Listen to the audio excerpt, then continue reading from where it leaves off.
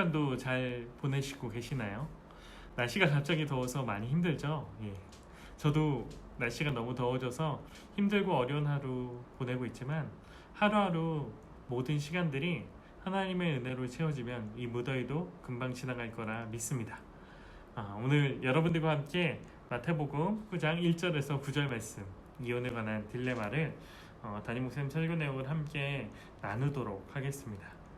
사실 현대사회에서 이혼이라는 주제를 언급하는 것은 쉬운 일은 아닙니다. 그 이유가 과거와 달리 오늘날에는 이혼이 너무나도 쉬운 일로 변했기 때문입니다. 그래서 우리 주변과 우리 인간관계만을 쫙 펼쳐놓고 생각해 본다라고 하면은 우리가 이혼한 가정이나 또한 아이들을 쉽게 볼 수 있을 것입니다.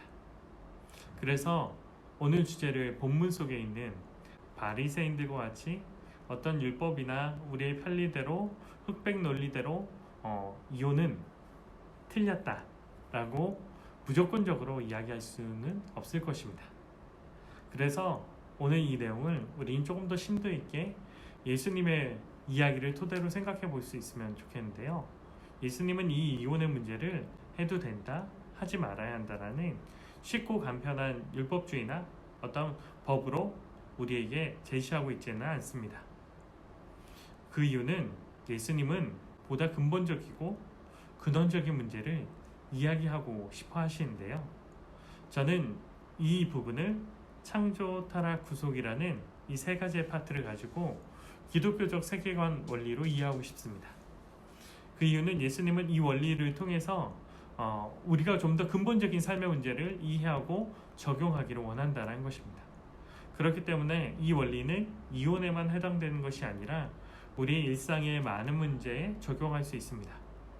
오늘 이 생각의 틀을 바탕으로 우리의 삶의 영역이 또 우리의 삶의 문제들이 조금 더 성경적으로 해결되어지고 성경적으로 받아들여질 수 있기를 간절히 바랍니다.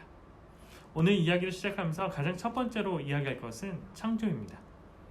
이혼의 문제, 다시 말해 결혼의 문제는 창조를 통해서 그 본래 의미를 파악해야 합니다.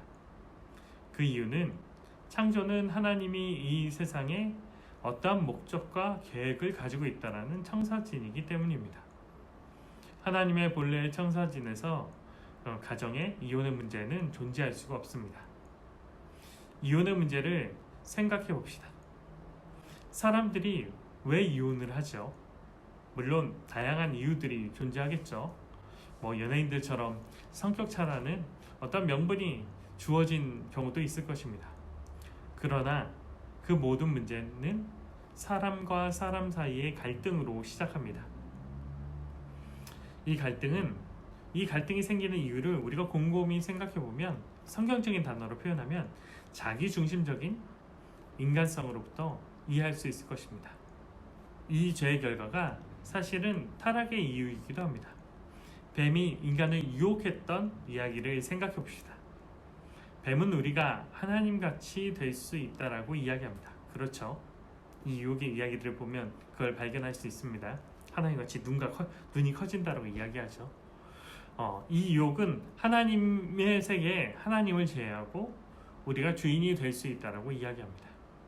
그렇다면 만약 그 이야기가 사실이라면 이혼이라는 제도가 필요한 이유는 인간의 죄 때문일 것입니다. 그렇다면 이 문제에 있어서 그리스도인다운 해결 방법, 그리스도인다운 이해 방법은 이혼을 금지하는 것, 율법으로 옥죄는 것은 근본적인 해결 방법이 아닐 것입니다. 만약 그것이 정답이라면 구약의 이야기들과 예수님은 필요 없을 것입니다. 그냥 많은 율법 이야기만 존재하면 되니까요. 그리고 강력한 어떤 처벌 규정만 만들면 될 것입니다. 그렇다면 예수님이 이 문제에 있어서 어떤 말씀을 하시나요? 예수님이 계획하시는 어떤 계획 그리고 비전은 이 세상의 회복입니다. 그렇죠? 예수님 십자가 달리신 이유도 이 세상의 회복입니다. 죄로 망가진 세상을 회복하는 것, 죄로 망가진 창조세계를 복구하는 것입니다. 그리고 이 이혼과 결혼이라는 제도 자체가 필요 없는 온전한 완성을 이야기하십니다. 즉 성경적으로 표현하면 새 창조를 이야기한다는 것입니다. 남녀 간의 연합을 넘어서는 그리스도의 연합으로 이루어지는 완전한 새 창조의 세상을 이야기합니다. 그렇다면 우리의 삶도 이 틀로 생각해야 합니다. 제도와 방식, 그리고 윤리와 도덕, 정치로 세상을 보는 눈이 아닌 복음으로 세상을 보는 전혀 다른 어떠한 관점을 소유해야 합니다. 즉, 사고의 전환, 패러다임 시프트가 우리의 삶 가운데 이루어져야 합니다. 예수님은 우리가 이것을 넘어 이 관점을 가지고 예수 그리스도를 통해 연합된 온전한 상태를 이루기를 원하십니다. 그 말이 오늘 예수 그리스도를 통해 온전한 교회 공동체로 하나님의 새 창조를 이루는 것을 이야기합니다. 이와 같은 생각의 틀이 또한 우리의 삶의 많은 문제에 적용될 수 있습니다.